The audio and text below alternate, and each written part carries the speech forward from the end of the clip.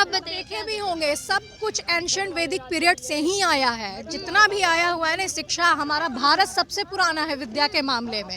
गुरुकुल से लेके सब कुछ, बुद्धिज्म, जैनिज्म, सब कुछ। तो अगर धर्म से उन अच्छी चीज़ों को और विद्याओं को हम निकाल कर अगर रोजगार में सम्मिलित करते हैं तो ये बहुत अच्छी बात है। दोनों अपने अपने जगह जरूरी है। दोनों अपने अपनी जगह जरूरी है। बिल्कुल। जब मंदिर की जहाँ तक आप बात कर रही हैं, वो आस्था का विषय, आस्था भी आगे जाएगी। और जहाँ तक नौकरी का बात है, अगर नौकरी नहीं रहेगा तो आस्था का क्या करेंगे।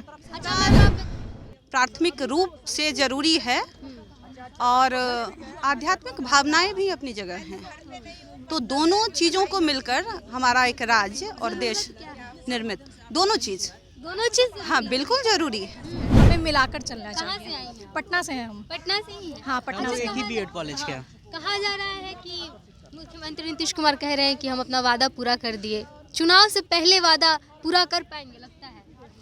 हाँ, वादा तो पूरा कर रही हैं, प्रोसेस में है, उम्मीद करते हैं कर ही देंगे। मंदिर जरूरी है लगता है आपको? मुझे लगता है मंदिर ज़रूरी, मैं ये नहीं कह रही कि मंदिर बनवाना चाहिए या ये ऐसा कुछ नहीं है, लेकिन जैसा हमारा वैदिक पीरियड रहा है उस चीज़ से मुझे ऐसा लगता है कि ज्ञान जो है ओवरऑल, मतलब देखिए रिलीजन के नाम पे प्रोपोगेंडा नहीं, बल्कि रिलीजन के नाम पे जो सही ह्यूमैनिटी है उसको फैलाना चाहिए। ये नहीं कि मंदिर या मस्जिद का निर्माण हो रहा है तो उस पर हम लड़े। जो ह्यूमैनिटी है उसको हर धर्म हमें ह्यूमैनिटी ही सिखाता है और हमें उसी को आगे बढ़ाना चाहिए, उसी को लेके चलना चाहिए। बिल्कुल जरूरी है यही कि वो चुनावी एजेंडा ना बने, धर्म हमारा चुनावी एजेंडा ना बने, तो दोनों चीज़ जरूरी है। तो क्या लगता है हिंदी- +2 में आपका सिलेक्शन? हाँ, हिंदी विषय में। और क्या कहना चाहेंगे मुख्यमंत्री नीतीश कुमार को सामने से देख करके आ रही हैं, भाषण उनका सुना आपने? हाँ बिल्कुल प्रभावशाली भाषण रहा और धन्यवाद भी देना चाहूँगी कि नियोजित शिक्षक के रूप में मैं कार्यरत हूँ पहले से, तो नियोजन से नियुक्ति तक का सफ़र उन्होंने पूरा करवाया और बखूबी साथ दिया और साथ ही साथ इस टैग से हमें मुक्त करवाया कि नियोजित शिक्षक अक्षम हैं, वो कुछ नहीं कर सकते, तो हम लोगों ने साबित किया कि हम कर सकते हैं। अच्छा, तो नीतीश कुमार को वैसे क्या लगता है? हाँ बिल्कुल, माध्यम तो वो ही बने हैं, हमारे माननीय मुख्यमंत्री जी ही माध्यम बने हैं। अच्छा, आप एक शिक्षक है, आप बताइए कि ज़रूरी क्या है, रोज़गार ज़रूरी है या मंदिर ज़रूरी है? क्या लगता है जो अभी चल रहा है फिलहाल? एक तरफ सरकार रोजगार प्राथमिक रूप से जरूरी है और आध्यात्मिक भावनाएं भी अपनी जगह हैं।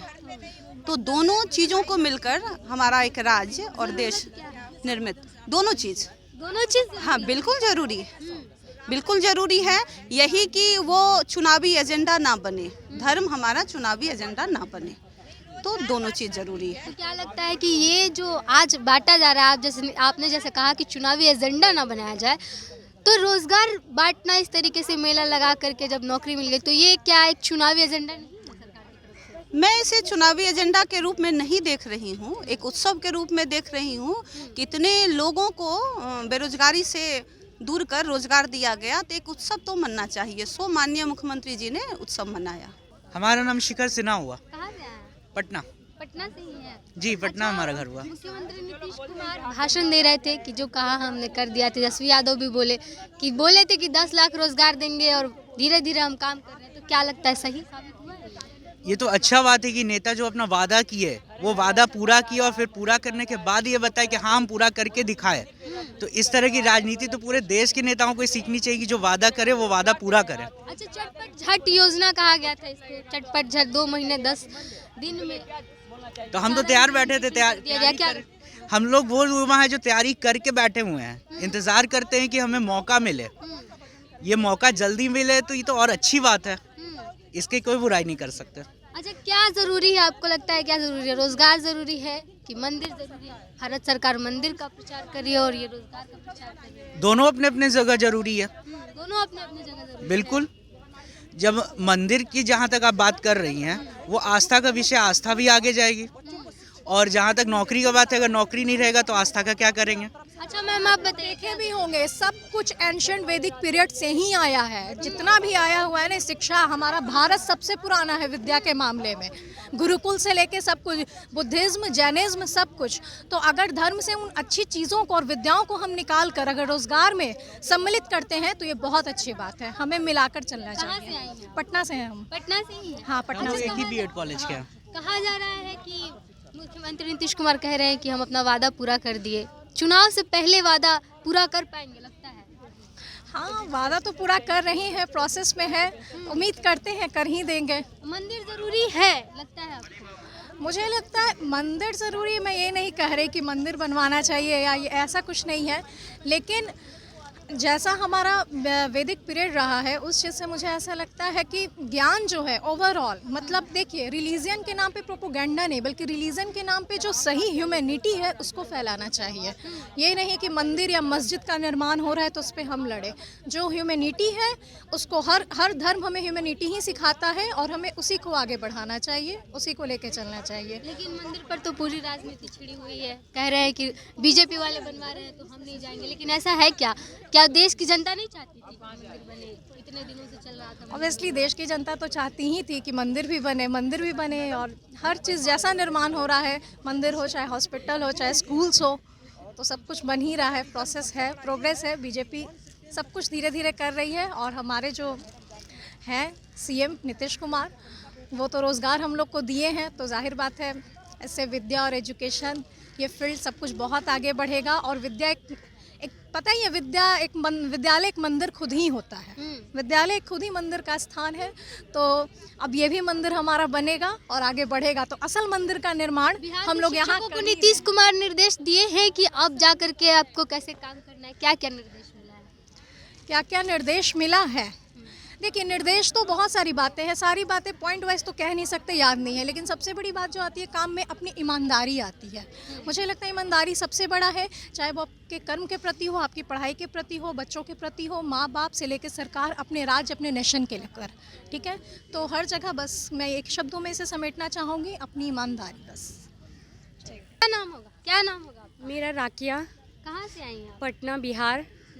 अच्छा, क्या लगता है कि नौकरी जो मिला है किसका देन है? सरकार ने इतने दिनों से इस प्रकार की वैकेंसी नहीं आती। नीतीश बाबू की देन है कि हम लोगों को इतने शिक्षक की बहाली निकाले और इतनी जल्दी पूर्ण करके हम लोग को नियुक्ति पत्र भी मिल गया। तो हम लोग चाहेंगे कि शिक्षा के क्षेत्र में और बेहतर करें। क्या नाम होगा आपका? जी एमडी शाइक खान। क्या? मोहम्मद शाइक खान। अच्छा, क्या लगा? सामने तेजस्वी यादव थे, भाषण दे रहे थे, 10 जी, लाख बहुत। रोजगार वाली बात भी कर रहे थे। जी जी बिल्कुल बिल्कुल, और करके दिखाया भी है, हम लोग उसका प्रमाण भी है। जो ये नियुक्ति पत्र हम लोग को दिया गया, उन्होंने जिस तरह से काम कर रहा है बिल्कुल सराहनीय कदम है और पूरे बिहार के लिए एक नज़ीर उन्होंने पेश किया है। जी, तो क्या लगा? कह रहे हैं कि जाइए हम कलम बांट रहे हैं, लोग तलवार बांट रहे हैं। जी ये ऐसा तो भाषण बिल्कुल बिल्कुल, ये देश की सिचुएशन है, ये हर कोई जान रहा है कि आज ज़रूरत किस चीज़ की है, आज रोज़गार की ज़रूरत है। और उसमें इशारतन आप समझ सकते हैं कि आज क्या मानसिकता थोड़ी सी जा रही है, लेकिन हम लोग को ये इस तरफ आनी है और ताकि देश तरक्की करे, हम भी जो है। मेरा नाम सुमन कुमारी, अच्छा, कहाँ से आई हैं? मैं बिहार से ही हूँ। बिहार से ही जी। हैं? अच्छा, सामने से मुख्यमंत्री नीतीश कुमार भाषण दे रहे थे, चटपट झट योजना के तहत आप लोग को नौकरी मिली है, क्या कहना चाहेंगे? बहुत बहुत आभार प्रकट करना चाहूँगी, इतनी कम समय में उन्होंने एक बहुत बड़े रोल मॉडल मतलब दिया है अदर स्टेट को, खुद राज्य के लिए, कि आप निश्चित रूप से यहाँ अगर सुविधाएं हैं तो आप बेहतर होकर काम कर सकते हैं, संभावनाएं बहुत है।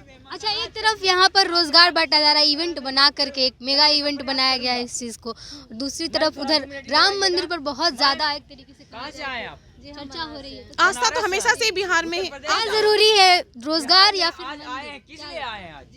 दोनों? जाहिर सी बात है रोजगार बहुत जरूरी है, लेकिन धर्म को भी हम किनारे नहीं कर सकते, क्योंकि हम भारत में और यहाँ पे धर्म को हमेशा से ही स्थान दिया गया है। दोनों ही जरूरी है, लेकिन अगर रोजगार होगा तभी लोग धर्म की तरफ भी बढ़ेंगे। कह रहे हैं कि यूपी वालों पे बहुत ज्यादा फोकस कर रहे हैं नीतीश कुमार, बार-बार ज्यादा नौकरी दिया जा रहा है।